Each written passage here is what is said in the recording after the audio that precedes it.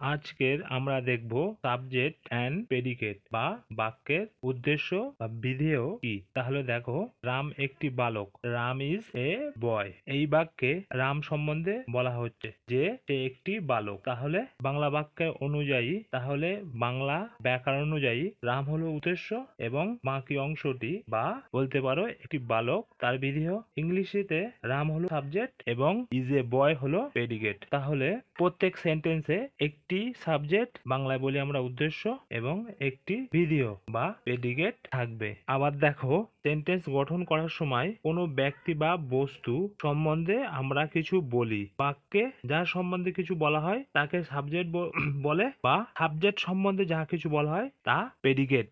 আবার অন্যভাবে বলতে পারো যে এই সাবজেক্ট রাম বাদে ভাবযুক্ত বাকি অংশটি is a boy predicate. English সেন্টেন্সে একটি করে ভাব থাকবেই। এই ভাব ইজ হওয়া, ভাব ছাড়া সেন্টেন্স বা বাক্যে প্রেডিকেট হয় না। আমরা বাংলা বলার সময় অনেক ক্ষেত্রে কোনো ভাব ব্যবহার করি না। যেমন আমরা বলি আকাশ ভালো ছেলে, এই বাক্যে কোনো ক্রিয়া বা ভাব নেই বাংলা বাক্যে, কিন্তু তোমাকে ইংলিশ ট্রান্সলেট করতে গেলে বা পড়ার সময় তোমাকে অবশ্যই একটি ভাব বসাতে হবে। যেমন এই বাক্যে ইজ বসানো হয়েছে।